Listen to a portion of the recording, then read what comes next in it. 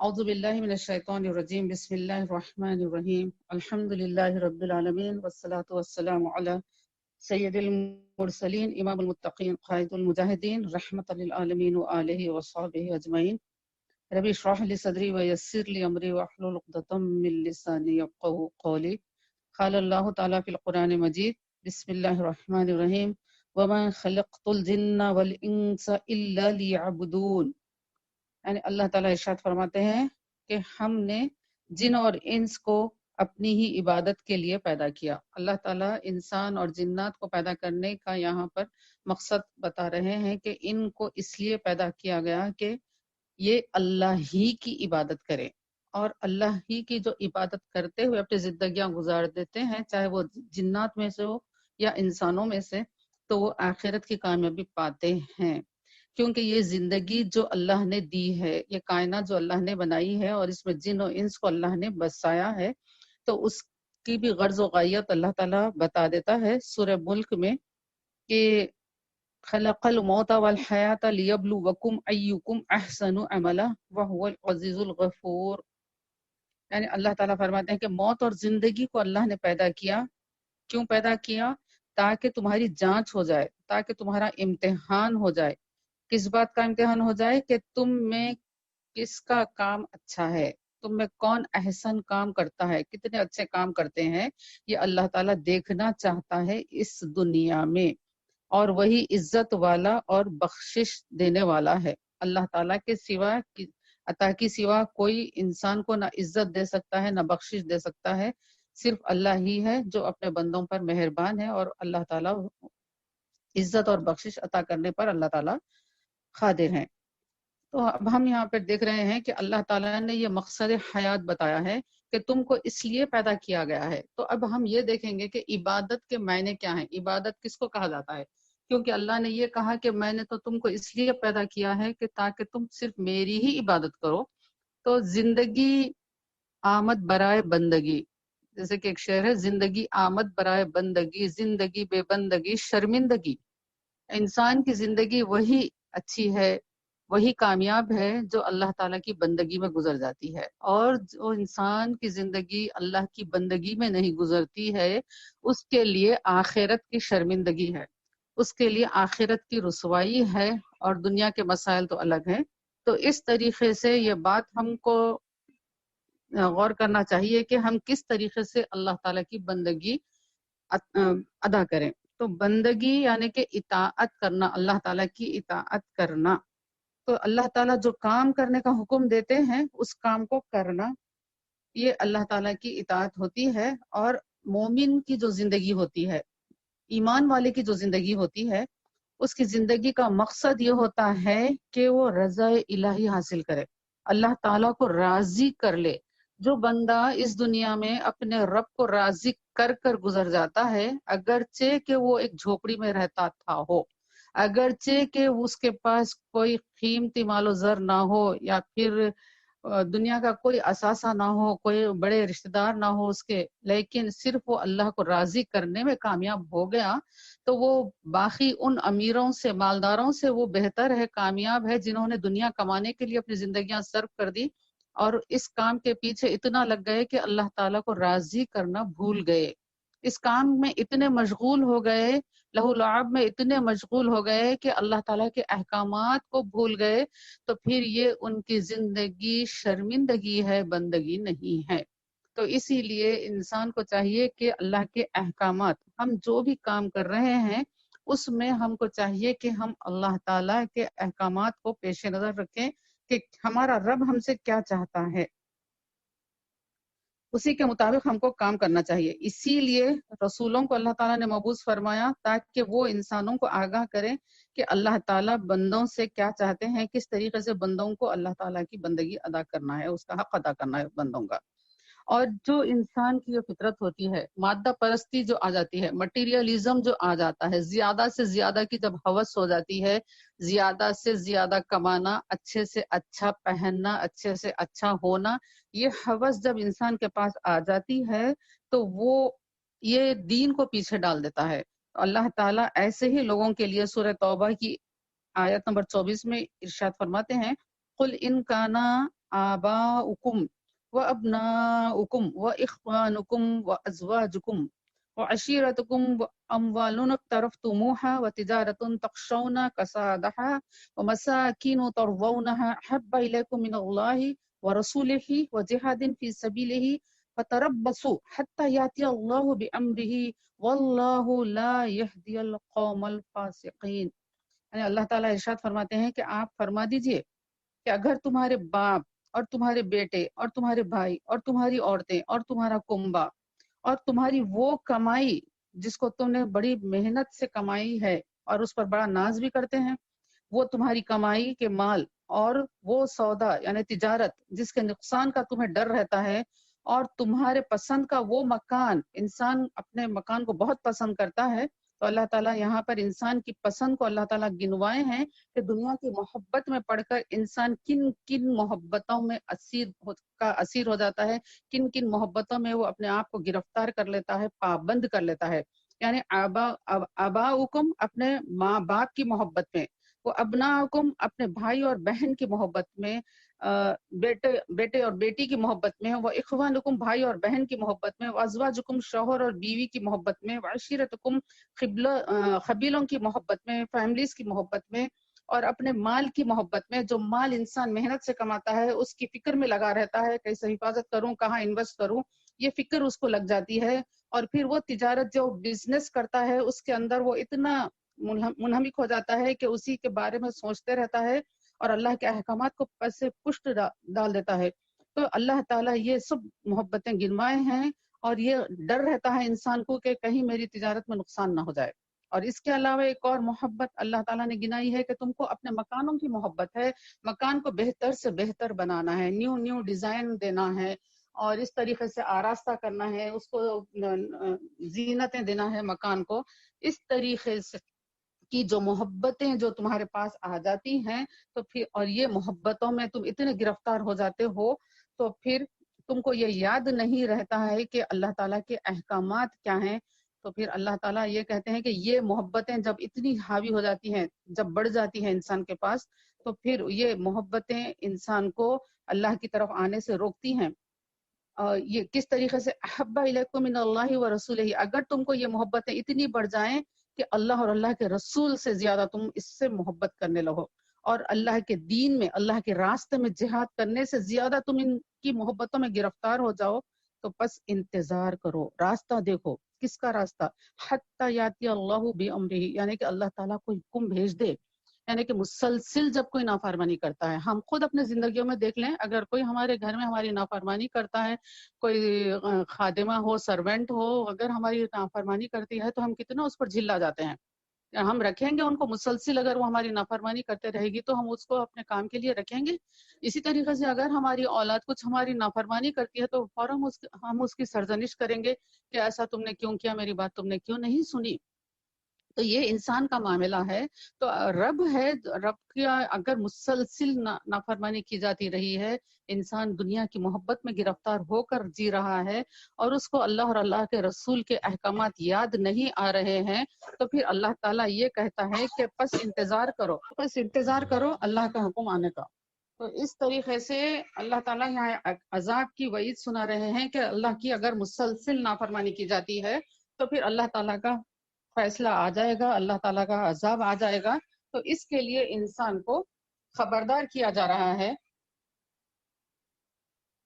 تو آج ہم کو یہ دیکھنا ہے کہ کس طریقے سے ہم اللہ کے رسول کو راضی کر سکتے ہیں۔ اس کی کئی مثالیں صحابہ اور صحابیات کی زندگیوں سے ہم کو ملتی ہیں۔ حدیث شریف میں ہے کہ تم میں سے کوئی بھی اس وقت تک مومن نہیں ہو سکتا جب تک کہ میں، یعنی رسول اللہ صلی اللہ علیہ وآلہ وسلم، اس کے نزدیک اس کے والد، اس کی اولاد اور تمام لوگوں سے زیادہ محبوب نہ ہو جاؤں۔ یعنی کہ محبوب یعنی کہ محبت کرنے والے،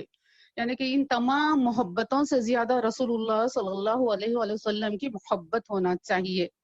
اور یہاں پر یہ حدیث شریف بخاری، مسلم اور دیگر بڑے احادیث کتب میں موجود ہے یہ حدیث شریف۔ اور پھر ایک حدیث شریف ہے جس کو مسند احمد میں بیان کیا گیا ہے کہ ایک مرتبہ رسول اللہ صلی اللہ علیہ وآلہ وسلم حضرت عمر رضی اللہ عنہ کا ہاتھ تھامے ہوئے تھے، تو حضرت عمر رضی اللہ تعالیٰ عنہ نے پڑھتے مسرت، یعنی کہ جب رسول اللہ صلی اللہ علیہ وسلم کا مبارک دست اقدس حضرت عمر رضی اللہ تعالیٰ عنہ کے ہاتھ میں تھا، تو آپ نے یہ فرمایا کہ یا رسول اللہ، یا رسول اللہ، آپ مجھ کو میری جان کے سوا ہر چیز سے زیادہ محبوب ہیں۔ یعنی یہ حکم رسول اللہ صلی اللہ علیہ وسلم کا اس وقت تک حضرت عمر تک نہیں پہنچا تھا، سامنے نہیں آیا تھا، تو اس وقت آپ نے یہ فرمایا کہ میری جان کے علاوہ ہر چیز سے زیادہ میں آپ کو محبوب رکھتا ہوں، میرے ماں باپ سے زیادہ، میری اولاد سے زیادہ، میرے مال سے زیادہ، دولت سے زیادہ میں آپ سے محبت کرتا ہوں۔ تو یہاں پر ہم کو سبق دیا گیا حضرت عمر رضی اللہ تعالیٰ عنہ کے ذریعے کہ اب رسول اللہ صلی اللہ علیہ وسلم نے فرمایا کہ تم میں کوئی بھی اس وقت تک مومن نہیں ہو سکتا جب تک کہ میں اس کو اس کی جان سے بھی زیادہ محبوب نہ ہو جاؤں۔ یعنی انسان اپنی جان کو جتنا چاہتا ہے اس سے زیادہ رسول اللہ صلی اللہ علیہ وسلم کو چاہنا ہے، تو اس وقت ایمان مکمل ہوتا ہے۔ تو یہ رسول اللہ صلی اللہ علیہ وسلم نے جب حضرت عمر فاروق کے سامنے یہ الفاظ ارشاد فرمائے تو حضرت عمر فاروق رضی اللہ تعالیٰ عنہ نے کہا، اللہ کی قسم یا رسول اللہ، اللہ کی قسم، اب آپ مجھے اپنی جان سے بھی زیادہ محبوب ہیں۔ تو رسول اللہ صلی اللہ علیہ وسلم نے فرمایا، اب اے عمر، یعنی کہ اب بات ہوئی ہے، اب ایمان مکمل ہوا ہے، اب ایمان پختہ ہوا ہے۔ تو اس طریقے سے حضرت عمر فاروق صلی اللہ علیہ وسلم کے سچ گوئی کی وجہ سے، صداقت کی وجہ سے، آپ نے اپنے جو بات آپ کے دل میں تھی آپ نے جب اظہار کیا تو اس کی وجہ سے ایک اصلاح ہمارے سامنے آ گئی، ایک بات واضح ہو گئی کہ انسان اپنی جان سے زیادہ اللہ کے حبیب کو چاہے۔ تو اس طریقے سے واضح ہو گیا کہ انسان کو اپنی ان تمام محبتوں کو چھوڑنا ہے۔ میری بہنوں، کون سی محبتیں اللہ تعالیٰ نے ابھی یہاں پر گنوائی ہیں؟ ماں باپ کی محبت ہے، اولاد کی محبت ہے، میاں بیوی کی محبت ہے، قبیلے کی کنبے کی محبت ہے، اور اپنے مال کی محبت ہے، مکان کی محبت ہے۔ اور آج میں بھی، آپ بھی سب محاسبہ کریں۔ We should evaluate our self examine کریں، انٹروسپیکٹ کریں کہ ہم ان چیزوں میں کتنے غرق ہو گئے ہیں، ان چیزوں سے کتنی ہم کو محبت ہے، اور دوسری طرف ہم دیکھیں کہ ہم اللہ اور اللہ کے رسول کے احکامات پر عمل کرتے وقت ہمارا کیا جذبہ رہتا ہے، اور جب ہم اپنے گھر کی ایک معمولی صفائی کرتے ہیں تو اس وقت ہمارا جذبہ کیا رہتا ہے؟ کیا ہم نے اپنے قلوب کو صاف کرنے کی طرف توجہ دی؟ ہم نے وہی جذبہ اپنے اندر بیدار رکھا، کارفرما رکھا، جس طریقے سے ہم اپنے گھروں کی صفائی کرتے ہیں کہ میرا قلب بھی پاک ہو جائے، میرے قلب کے اندر کسی کے تعلق سے کینہ نہ رہے، حسد نہ رہے، بغض نہ رہے، دنیا داری نہ رہے، اللہ کی محبت اس کے اندر رچ بس جائے۔ یہ بات کوشش کرنی چاہیے، یہ ہم کو اپنا محاسبہ روزانہ کرنا ہے۔ تو اور صحابہ اکرام کس طریقے سے اس پر عمل کیے، یہ بات بھی دیکھیے۔ میدان بدر ہے، یعنی کہ جنگ بدر کا واقعہ ہے کہ حضرت حذیفہ رضی اللہ تعالیٰ نے یہ دیکھا کہ ان کا باپ عتبہ بن ربیعہ مقابلے کے لیے لوگوں کو، مسلمانوں کو للکار رہا ہے، تو اس وقت حضرت حذیفہ نے اپنے آپ کو پیش کیا، رسول اکرم صلی اللہ علیہ وآلہ وسلم سے کہا کہ یا رسول اللہ، مجھ کو اجازت دیجئے کہ میں اپنے باپ کے مقابلے میں جاؤں گا۔ کیوں جاؤں گا؟ یہ اللہ کا دشمن ہے، یہ اللہ کے رسول کا دشمن ہے، یہ اللہ کا دین کا دشمن ہے، تو یہ میرا بھی دشمن ہوا، اگرچہ کہ یہ میرا باپ ہے۔ تو اس طریقے سے اور کئی مثالیں ہیں جو ہمارے سامنے آئیں۔ میدان بدر اور احد میں، بڑے بڑے معرکہ میں رسول کریم صلی اللہ علیہ وسلم کے سیرت طیبہ میں صحابہ اکرام نے عمدہ نمونے پیش کیے، جن کو ہم کو دیکھ کر اپنے ایمان کو تازہ کرنے کی ضرورت ہے، اپنی وفا کو مضبوط کرنے کی ضرورت ہے۔ حضرت ابو عبیدہ رضی اللہ تعالیٰ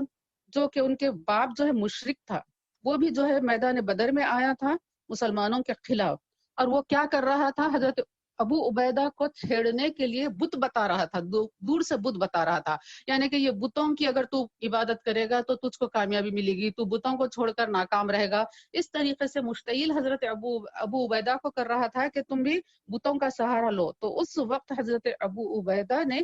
ان کے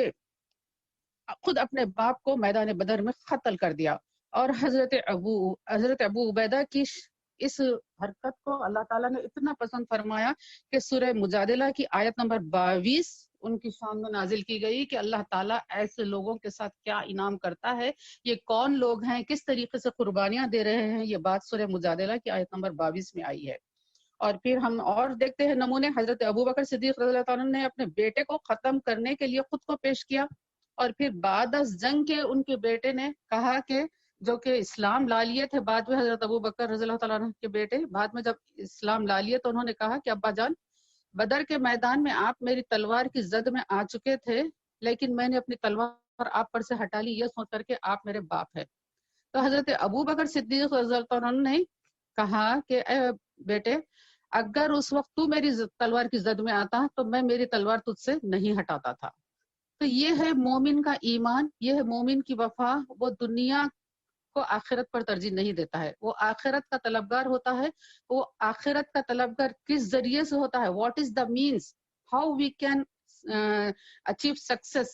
ان اچیونگ دس، کس طریقے سے ہم کو یہ حاصل ہو سکتی ہے آخرت کی کامیابی؟ اس کے جانے کے لیے کوئی راستہ ہونا ضروری ہے، اور وہ راستہ ہے اللہ اور اللہ کے رسول کو راضی کرنے کا راستہ۔ صرف وہی راستے سے جا کر انسان آخرت کی کامیابی حاصل کر سکتا ہے۔ اور پھر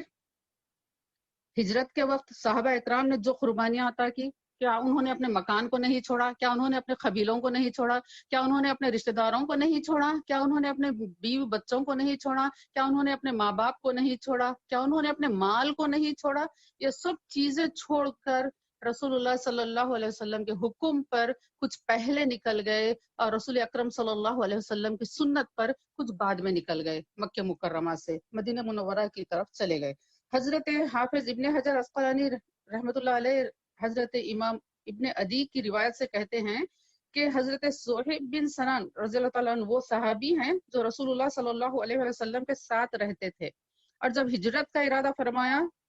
تو مشرکین نے آ کر ان کا راستہ روک لیا۔ کیوں راستہ روکتے تھے؟ وہ یہ سمجھتے تھے کہ یہ ہمارے پاس رہتے تو ان کی مال اور تجارت جو ہے وہ اس سے ہم نفع اٹھاتے تھے، یہ یہیں پر رہیں تو بہتر ہے۔ اسپیشلی مال و دولت والے جب تجارت کرنے کے لیے نکلتے تو یہ ان کا پیچھا کرتے تھے۔ تو یہ حضرت صہیب بن سنان کے بھی پیچھے آ گئے اور ان کا راستہ روکنے لگے۔ تو آپ نے یہ فرمایا، حضرت صہیب نے علی اعلان یہ فرمایا کہ میں تم سب سے بہتر تیر انداز ہوں، میں تیر اتنا اچھا چلاتا ہوں کہ اگر تم کو میں نشانہ بنا لوں تو تم بچ نہیں سکو گے۔ آپ نے یہ کھلا چیلنج دے دیا، اور پھر آپ نے یہ کہا کہ میں اس وقت تک تیر چلاؤں گا جب تک کہ میرے ترکش میں تیر ہے، میرے تیر ہولڈر جو کیس ہے میرا، اس کے اندر جب تک تیر رہیں گے میں تیر برابر چلاتا رہوں گا، اور یہ تیر اللہ کی راہ میں چل رہا ہے۔ اور پھر آپ نے یہ کہا کہ جب میرے پاس تیر ختم ہو جائیں گے تو میں تلوار سے کام کروں گا، اور تم میری تلوار کی زد سے بھی نہیں بچ سکتے۔ تو آپ اپنے یہ اسکلز کو پیش کیا کہ میں اتنا ماہر ہوں، لیکن اس کے باوجود اسلام جو کہ امن کا مذہب ہے، اسلام جو کہ قتل و غارت گیری کو پسند نہیں کرتا، اتنے پرفیکٹ ہونے کے باوجود، اتنا کانفیڈنس رکھنے کے باوجود حضرت صہیب نے یہ کہا کہ میں تم کو میرے مال کا پتہ دیتا ہوں، میرے تجارت کا مال جہاں رکھا ہوا ہے میں تم کو وہ بتاتا ہوں، تم کو اگر مال میرا چاہیے تم جاؤ وہاں سے مال لے لو اور مجھ کو یہاں سے نکل لے دو۔ تو قریش نے آپ کی بات کو قبول کیا اور آپ سے آپ کے مال کا پتہ پوچھا۔ تو آپ سوچئے اس وقت حضرت صہیب کے ایمان کی حالت کیا ہے، ایمان کون سے درجے پر ہے، قلب کی کیا کیفیت ہے۔ دنیا کی محبت قلب میں ہوتی تو انسان اپنے مال کو نہیں بتاتا دشمن کو کہ جاؤ تم وہاں سے مال حاصل کرو۔ وہاں پر آپ کے پاس مال و دولت کی جو ویلیو تھا بالکل نیل تھا، زیرو زیرو زیرو سے بھی کم تھا، کہ یہ کوئی اہمیت نہیں تھی۔ ان کو تو پہنچنا تھا اللہ کے رسول صلی اللہ علیہ وآلہ وسلم کے قدموں میں پہنچنا تھا۔ تو انہوں نے اپنے مال و دولت کا پتہ بتا دیے کہ جاؤ تم میرا مال لے لو۔ یہ سننا تھا، وہ لوگ پورے ان کا مال لینے کے لیے بھاگے، اور حضرت صہیب ہجرت کے لیے مدینہ منورہ روانہ ہو گئے۔ جب وہاں پر پہنچے اور سرکار دو عالم صلی اللہ علیہ وآلہ وسلم کی خدمت اقدس میں جب حضرت صہیب پہنچے تو رسول اللہ صلی اللہ علیہ وآلہ وسلم نے فرمایا کہ تمہاری تجارت نے تم کو بہت فائدہ دیا ہے۔ یہ کیسی تجارت ہوئی دیکھیے میری بہنوں، دنیا کا مال و متاع، ساری زندگی بھر کی کمائی آپ نے چھوڑ دیا، اور اللہ کے رسول صلی اللہ علیہ وسلم کی خدمت میں جب پہنچ گئے تو رسول اللہ صلی اللہ علیہ وآلہ وسلم جو کہ مخبر صادق ہیں، آپ یہ ارشاد فرماتے ہیں کہ تمہاری تجارت بہت نفع بخش رہی۔ کس طریقے سے نفع بخش رہی؟ آخرت میں تم کو نفع دے گی۔ اور آپ کی اس عمل کو اللہ تعالیٰ نے قبول کرتے ہوئے سورہ بقرہ کی آیت نمبر 207 نازل فرمائی۔ تو اور ہم دیکھیے کہ ہم انسان آج ہم किस दर्जे पर पहुंच गए हैं। आज दुनिया में तमाम इंसानों को पैसे का दीवाना बना दिया गया है। एक ऐसी चाल चली गई है कि रूहानियत को खत्म कर कर मादा परस्ती के जाल में इंसानों को गिरफ्तार कर दिया गया है। और एक ऐसा जमाना आने को है जिसको कि दज्जाली जमाना कहा जाता है। दज्जाली फितरे हैं, दज्जाली जमाना है, दज्जाल की आमद होनी है क़ियामत के सामने। तो उस वक्त जो शैतानी काम होंगे, इंसान के अंदर से जो इंसानियत खत्म हो जाएगी, उसके वैल्यूज खत्म हो जाएंगे, हमदर्दी, रहम, मुरव्वत और रूहानियत का जो मामला है कि वो अपनी रूह को पाक रखे, अपने कल्ब को पाक रखे, दुनियादारी से पाक रखे, इससे इंसान को दूर कर कर अल्लाह ताला से बंदे का जो रिश्ता है, जो नाता है, उसको कमजोर से कमजोर तर करना, ये दज्जाली खुव्वतों का मंसूबा है। ये बात हमको समझना चाहिए। अगर मैं कोई काम दुनियादारी के लिए कर रही हूँ, अगर मेरे दिन का एक बहुत बड़ा हिस्सा दुनियादारी में गुजर जाता है और कोई इस बात की फिक्र नहीं करता कि मैंने अपने रब को कहाँ राजी किया, मैंने अपने रब के बारे में, रब के अहकामात के बारे में, रब के रसूल सल्लल्लाहु अलैहि वसल्लम के बारे में, अल्लाह के दीन के बारे में, अल्लाह के कलाम के बारे में सोचने के लिए मैंने कुछ वक्त नहीं लगाया, अल्लाह के दीन के लिए काम करने के लिए कुछ नहीं सोचा, इल्म हासिल करने, इल्म फैलाने के बारे में मैं कुछ नहीं सोचा, तो वो दिन बड़ा अफसोसनाक दिन होगा, बड़ा हसरत वाला दिन होगा। और ये हसरत अगर आज कोई महसूस ना करे, आखिरत में तो जरूर महसूस करेंगे, आखिरत में तो वो हसरत वाले हो जाएंगे। तो अल्लाह ताला हमको इससे महफूज रखे, हम अपने मकसद हयात को पहचाने। ये हमारी जिंदगी का मकसद सिर्फ ये है कि रजा इलाही हासिल करें। रजा इलाही हासिल करने के लिए, कोई चीज को राजी करने के लिए, अगर आप अपनी माँ को राजी करना चाहते हैं तो आपको अपनी माँ से मोहब्बत पैदा करनी चाहिए। तो अगर हम अल्लाह को राजी करना चाहते हैं, जो कि हमारी मकसद हयात है, अगर अल्लाह को राजी करना चाहते हैं तो अल्लाह से मोहब्बत करना होगा। और कुरान ने इसको वाज़ेह फरमाया कि अल्लाह, मोमिन वो होता है जो अल्लाह से मोहब्बत शदीद तर करता है। ऐसा कमजोर रिश्ता नहीं है। अल्लाह से एक मोमिन जो मोहब्बत करता है बहुत शिद्दत के साथ करता है, अनकम्प्रोमाइजेबल, किसी भी तरीके से उस वो मोहब्बत से दस्तबरदार होने के लिए तैयार नहीं होता है। तो ऐसी मोहब्बत जो मोमिन करता है, तो फिर अल्लाह ताला ये कहते हैं कि अल्लाह की इनायत ये हो जाती है कि वो भी उससे मोहब्बत करता है। क्योंकि हदीस शरीफ है जो कि बुखारी शरीफ में है कि अल्लाह ताला जब बंदे से मोहब्बत करता है, किसी बंदे से, तो अल्लाह ताला जिब्रील अलैहिस्सलाम से कहते हैं कि ए जिब्रील, मैं फलां बंदे से मोहब्बत करता हूँ। तो फिर जिब्रील अलैहिस्सलाम आसमान के तमाम फरिश्तों में ये ऐलान कर देते हैं कि अल्लाह ताला अपने उस फलां बंदे से मोहब्बत करता है। तो फिर वो आसमान के फरिश्ते भी अल्लाह के उस बंदे से मोहब्बत करना शुरू कर देते हैं जिस बंदे से अल्लाह मोहब्बत करता है। तो अल्लाह ताला यहाँ पर मोहब्बत मुंतकिल कर रहा है। अल्लाह ताला जिब्रील अलैहिस्सलाम में भेजा, फिर फरिश्तों में भेजा, फिर जब ये आसमान पे पूरी इसकी बंदे की मकबूलियत हो जाती है, तो फिर उसकी मकबूलियत को, उसकी पॉपुलैरिटी को, उसकी मोहब्बत को अल्लाह ताला जमीन पर नाजिल कर देते हैं। तो जमीन वाले, अगरचे कि उसके पास इख्तिदार नहीं होता है, अगरचे कि उसके पास पावर नहीं होता है, ना मनी पावर होता है, ना मसल पावर होता है, ना खूबसूरती होती है, बल्कि सिर्फ वो अल्लाह वाला होता है, तो लोग उससे मोहब्बत करने लग जाते हैं, उससे ताजीम से मिलना शुरू कर देते हैं। ये अल्लाह की मोहब्बत है जो अल्लाह ताला अक्स उसका बताता है कि इस तरीके से लोग भी उससे मोहब्बत करना शुरू कर देते हैं। और हजरत अनस रज़ियल्लाहु तआला अन्हु से रिवायत करदा हदीस शरीफ है बुखारी शरीफ में ही कि जिस शख्स में 3 खसलतें होंगी, यानी 3 क्वालिटीज इंसान के अंदर जब आती हैं, तो वो ईमान की मिठास को पाता है, ईमान की लज्जत को पाता है, ईमान का जायका पाता है। हम अगर कोई डिश बनाए, अगर उसमें मजा नहीं आया तो कितने हम झिल्ला जाते हैं कि अरे आज मजे का ही नहीं बना, टेस्ट ही नहीं है, खाना नहीं खाया जाता, बहुत वावेला हो जाता है घर में कि आज क्या किया जाए, इसका अल्टरनेट क्या देखा जाए, इस तरीके की बातें होती हैं। लेकिन क्या हमने अपने ईमान की मिठास के बारे में सोचा, अपने ईमान की लज्जत के बारे में सोचा कि ये मेरा ईमान मुझको कब अपनी लज्जत से आशना करेगा, कब मैं अपने ईमान के साथ लज्जत महसूस करूंगी। तो हदीस शरीफ में है, हमारे आका ने ये बातें बता दी कि ये 3 क्वालिटीज अगर कोई बंदा अपनाता है तो उसको फिर ईमान की मिठास आ जाती है, ईमान की लज्जत आ जाती है, ईमान की हलावत आ जाती है। कि पहली चीज ये है कि अल्लाह और अल्लाह के रसूल اس کو تمام دوسری چیزوں سے زیادہ محبوب ہو جائے، اللہ اور اللہ کے رسول دوسری تمام چیزوں سے زیادہ محبوب ہو جائیں، دنیا کی تمام چیزیں اور خود وہ بھی، ایک انڈیویجول کی جو لائف ہوتی ہے وہ اپنی جان سے بھی زیادہ اللہ اور اللہ کے رسول کو چاہنے والا بن جائے، محبت کرنے والا بن جائے۔ اور پھر اس کو یہ ہے کہ جو جب وہ کسی سے محبت کرتا ہے، جیسے کہ ابھی ہم نے ایک مثال دیکھی کہ جب اللہ والا ملتا ہے تو ہم اس سے محبت سے پیش آتے ہیں، ادب سے پیش آتے ہیں، تعظیم کرتے ہیں، تو ہماری محبت اللہ کے لیے ہو، ہماری محبت اللہ کے لیے ہو۔ ہم اگر کسی کو چاہتے ہیں تو اللہ کے لیے ہی چاہیں۔ اللہ تعالیٰ نے ماں باپ کا یہ مقام رکھا ہے، اللہ تعالیٰ نے ماں باپ کی تعظیم بتائی ہے، اللہ تعالیٰ نے بھائی بہن کا مقام بتایا ہے،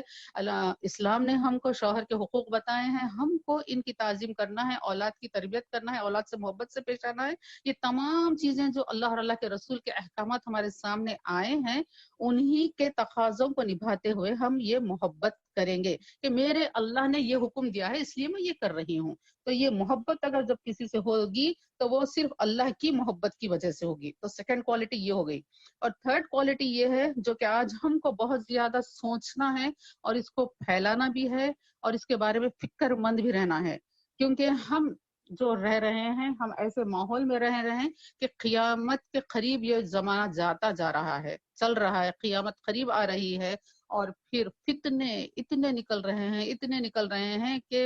مسلمان کا ایمان خطرے میں نظر آتا ہے۔ تو ان وجہ سے ہم کو یہ تھرڈ پوائنٹ پر بہت زیادہ اسٹریس اور فکر کرنے کی ضرورت ہے کہ کفر میں لوٹنا آگ میں ڈالے جانے کی طرح وہ مکروہ جانے۔ کوئی اگر کسی کو کفر کی طرف بلاتا ہے، یعنی کہ بلانا مطلب کہ ایسا نہیں ہے کہ کوئی سامنے ٹھہر کر آپ کو کفر یا کلمات کہنے کے لیے مجبور کر رہا ہے، یا پھر کوئی آپ کو شیطان کی شکل میں آ کر آپ کو دعوت دے رہا ہے کہ تم یہ بول دو، اس طریقے سے تم اسلام سے نکل جاؤ گے، بلکہ حالات ہمارے کیسے بھی ہوں، حالات ہمارے کتنے ہی آزمائش والے بن جائیں، سخت سے سخت بن جائیں، ہم تعلیم سے محروم کر دیے جائیں، ہم مال و دولت سے محروم کر دیے جائیں، عزت و ثروت سے محروم کر دیے جائیں، ہم اقتدار سے محروم کر دیے جائیں، دنیا کی تمام آرائشوں سے محروم کر دیے جائیں، لیکن ہمارے اندر وہ جو ہماری دولت ایمانی ہے وہ انٹیکٹ رہے، وہ جو ہے بالکل سلامت رہے، اس میں کسی قسم کے نقصان کو ہم برداشت نہ کریں۔ اور پھر جب کوئی نعوذ باللہ خدا نہ خواستہ، اللہ تعالیٰ ہر مسلمان کے ایمان کی حفاظت فرمائے، اگر کوئی یہ کرتا ہے تو پھر وہ آخرت کی آگ میں جلنے والا ہے، اور اگر وہ کفر کے بعد جو ہے توبہ نہیں کیا، توبہ کر کر پھر تجدید ایمان نہیں کیا، تو پھر وہ آخرت میں جہنم کا ایندھن بننے والا ہے۔ اسی لیے حدیث مبارکہ میں یہ بتایا گیا ہے کہ کفر کی طرف لوٹنا آگ کی طرح جانے کہ آگ میں چلے جائے گا، تو اس آگ میں جانے کو جتنا وہ جہنم کی آگ میں جانے کو وہ جتنا مکروہ سمجھتا ہے، ناپسندیدہ سمجھتا ہے اپنے آپ کو، ہر ایمان والا جہنم کی جب کیفیت سنتا ہے تو وہ یہ چاہے گا، دعا مانگے گا دل ہی دل میں کہ یا رب مجھ کو جہنم کی آگ سے نجات دے۔ تو لیکن جب کفر کی طرف لوٹنے کو بھی ہم ایسے ہی سمجھے، ہر مسلمان ایسا ہی سمجھے کہ آگ میں ڈالے جانے کو جس طریقے سے مکروہ سمجھ رہے ہیں، دنیا میں بھی تم کفر کی حالت میں جانے کو اسی طریقے سے مکروہ سمجھو۔ تو یہ تین باتیں ہیں جن کو ہم کو پکڑنا ہے، تو یہ کرنے کی وجہ سے مسلمان ایمان کی حلاوت پائے گا، ایمان کا مزہ پائے گا۔ اب ہم کو یہ دیکھنا ہے کہ کون سے کام ہم کریں گے تو اللہ تعالیٰ ہم سے محبت کرے گا۔ اللہ تعالیٰ کس سے محبت کرتا ہے یہ بھی قرآن مجید کی کئی آیاتوں میں اللہ تعالیٰ نے بتا دیا ہے، اور احادیث مبارکہ میں بھی باتیں آئی ہیں۔ تو ہم دیکھتے ہیں سب سے پہلے کہ اللہ تعالیٰ سورہ بقرہ کی آیت نمبر 195 میں اللہ نے ارشاد فرمایا، نیکی کرو، اللہ تعالیٰ نیکوکاروں کو پسند کرتا ہے، اللہ تعالیٰ نیکوکاروں سے محبت کرتا ہے۔ تو نیکی کرنا ہے، احسنو، اور عبادت کو احسن سے احسن ادا کرنے کی ہم کوشش کرتے رہیں، سیکھتے رہیں علم، اور اپنے احوال کو درست کرتے رہیں، عبادات کو بھی درست کریں، معاملات کو بھی درست کریں، ایمانیات کو بھی درست کریں، قلب کی کیفیت کو بھی درست کریں۔ تو پھر اللہ تعالیٰ فرماتے ہیں کہ نیکی کرنے والوں کو اللہ تعالیٰ پسند فرماتا ہے، ان سے محبت کرتا ہے۔ اور پھر سورہ بقرہ ہی کی آیت نمبر 222 میں اللہ تعالیٰ ارشاد فرماتے ہیں، اللہ تعالیٰ توبہ کرنے والوں کو اور پاکیزہ رہنے والوں کو محبت کرتا ہے، ان کو دوست رکھتا ہے۔ تو ہم توبہ کرنے والے بنے، روزانہ ہم استغفار پڑھیں اور اپنے احوال کا جائزہ لیتے رہیں، جہاں کہیں ہمارے سے محسوس ہوا کہ یہ کام مجھ سے نہیں ہونا تھا، یہ خلاف سیرت طیبہ ہے، سیرت طیبہ کے نمونوں میں ہم کو یہ چیز نظر نہیں آتی، تو پھر ہم فوری توبہ کریں، توبہ کرنے توبہ کرنے کے بعد ہم یہ سوچیں کہ آئندہ سے میں یہ کام نہیں کروں گی. توبہ نام ہی ہے 3 چیزوں کا. پہلی چیز ہے کہ علم حاصل رہے، کہ انسان یہ جانے کہ میں نے یہ غلطی کی ہے، تو وہ علم ہوا کہ اس سے وہ پھر قصد کرے، ارادہ کرے کہ میں یہ ترک کر دوں گی. توبہ کرے، ندامت کا اظہار کرے، پھر اس کے بعد قصد کرے کہ آئندہ سے میں یہ کام نہیں کروں گی. یہ 3 چیز رہیں گے تو انشاءاللہ تعالیٰ توبہ قبول ہوتی ہے، توبۃ نصوحہ ہو جاتی ہے. پھر اللہ تعالیٰ سورہ آل عمران میں 72ویں آیت میں ارشاد فرماتے ہیں کہ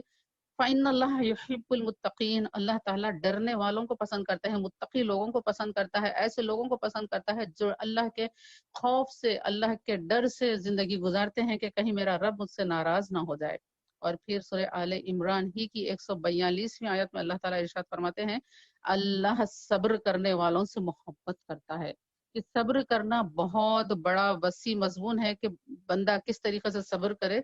غرض یہ ہے کہ دنیا کی تکالیف آ جائیں یا پھر اپنے گھر کے احوال ایسے ہوں، آپ کی ذات میں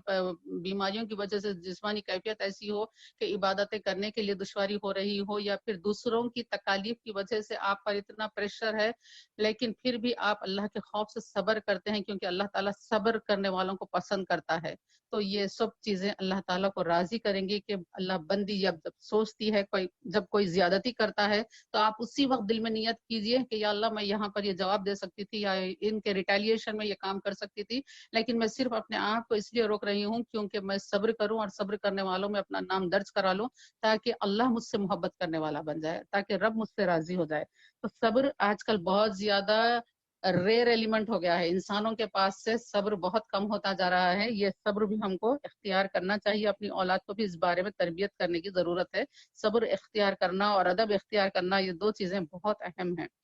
اور پھر اس کے بعد سورہ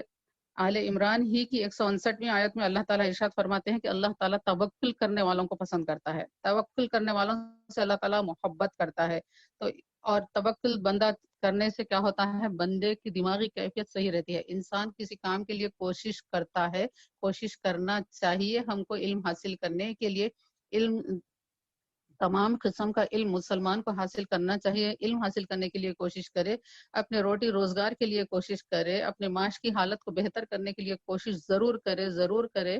اور احسن طریقے سے کوشش کرے. اور اگر خدا نہ خواستہ کسی کام میں اگر ناکامی ہو گئی، ہماری سوچ کے مطابق نتیجہ نہیں آیا، تو اس وقت ہم یہ سوچیں کہ اللہ کی مرضی یہ تھی. یہ توکل ہے، اس کو توکل کہتے ہیں. توکل کے معنی یہ نہیں کہ کوئی کام نہیں کرو اور بیٹھے رہو، اگر اللہ نے چاہا تو تم پاس ہو جائیں گے، تم امتحان کے لیے پڑھو نہیں، تم اپنے روزگار کے لیے کچھ کوشش نہ کو کرو، جاب کے لیے تم سرچ نہ کو کرو، کچھ اپنا بزنس اسٹارٹ مت کرو. یہ توکل نہیں ہے. توکل کے معنی یہ ہے کہ تم کام پورا کرو، پوری تندہی کے ساتھ کام کرو، ویل آرگنائز ڈسپلن طریقے سے کام کرو. اور نتیجہ ہمارے ہاتھ میں نہیں ہے، نتیجہ میرے رب کے ہاتھ میں ہے. رب میرے لیے جو بہتر فیصلہ فرمائے گا میں اس کو قبول کروں گی. نتیجہ آنے کے بعد واویلا مچانا، میں نے تو ایسا کیا تھا، میرے ساتھ ایسا ہو گیا ویسا ہو گیا، نعوذ باللہ، ایسے الفاظ نہیں کہنا چاہیے. توکل کرنا چاہیے اللہ پر.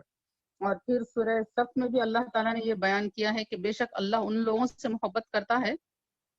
جو اس کی راہ میں سیسا پلائی ہوئی دیوار کی طرح صف بستہ ہو کر لڑتے ہیں، اللہ کی راہ میں رہتے ہیں. تو اب یہاں پر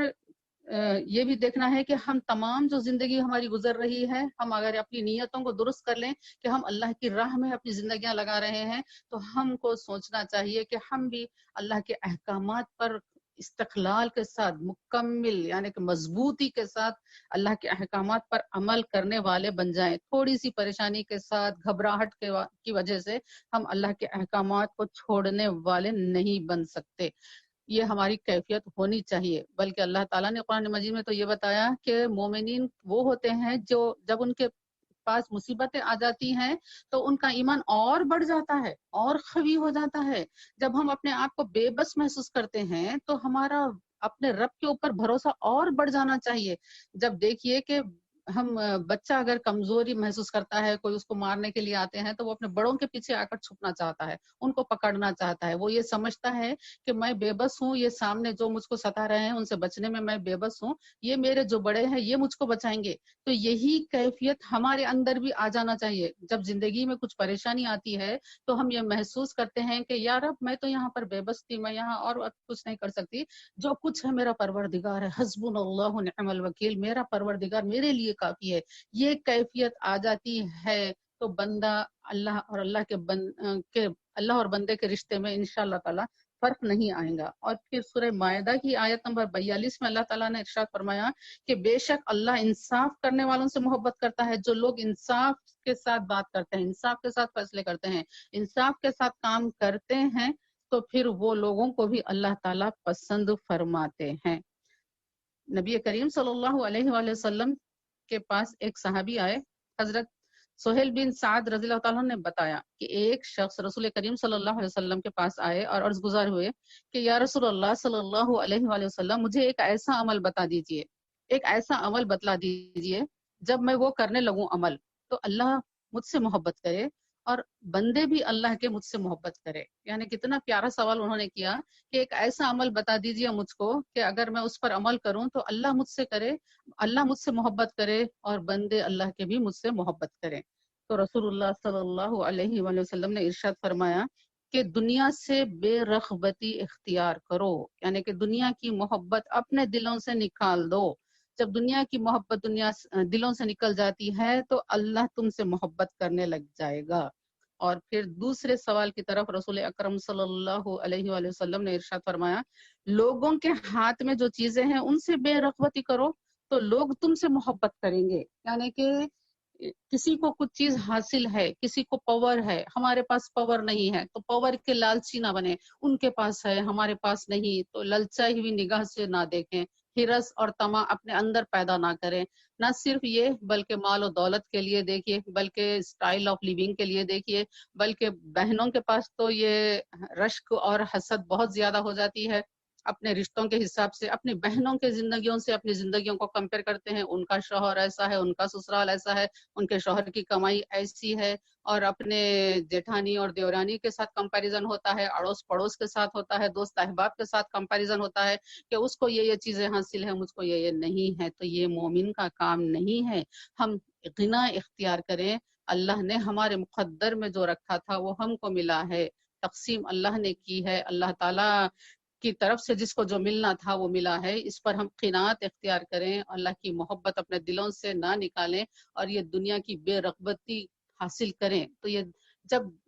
لوگوں کے پاس جو ہے اس سے ہم بے رغبتی اختیار کریں گے تو لوگ ہم سے محبت کریں گے۔ آپ دیکھیے ایک سائیکولوجیکل پوائنٹ ہے اس کے اندر، اگر کسی کے پاس کچھ ہے، میں ایک معمولی مثال دے رہی ہوں، اگر کوئی کچھ کھا رہا ہے، سامنے والا انسان اگر اس کو گھور گھور کر دیکھتا ہے تو سامنے کھانے والے انسان کے دل پر کیا گزرتی ہے؟ وہ کھا سکے گا کھانا؟ نہیں کھا سکے گا۔ اسی طریقے سے ایک معمولی مثال یہ ہے تو اسی طریقے سے ہم اوپر کی مثالیں بھی دیکھ سکتے ہیں۔ کسی کو بھی ہم لالچ کی نگاہ سے نہ دیکھیں، اپنے اندر غنا پیدا کریں، جو لوگ کے پاس ہے اس کو ہم بے رغبتی اختیار کریں، اس سے ہم بے رغبتی اختیار کریں گے۔ جب ہم بے رغبتی اختیار کریں گے، ان کو لالچ کی نگاہ سے نہیں دیکھیں گے، حسد کی نگاہ سے نہیں دیکھیں گے، تو لازمی بات ہے کہ ان کے دل میں ہمارے سے محبت پیدا ہوگی۔ یہ حکیمانہ نقطہ ہے، اس پر ہم کام کرنا چاہیے، اس کو حاصل کرنے کی کوشش کرنا چاہیے۔ اللہ تعالی ہم سب کو عمل کی توفیق عطا فرمائے۔ انشاءاللہ تعالی آگے انشاءاللہ اور گفتگو ہوتے رہے گی۔ اللہ تعالی ہم سب کو جو ہم نے ابھی سنا ہے علم نافع بنائے اور ہم سب کو اللہ اور اللہ کے رسول کی محبت میں، اطاعت میں زندگی گزارنے والا بنائے۔ وما علینا الا البلاغ وآخر دعوانا ان الحمد للہ رب العالمین۔ السلام علیکم ورحمۃ اللہ وبرکاتہ۔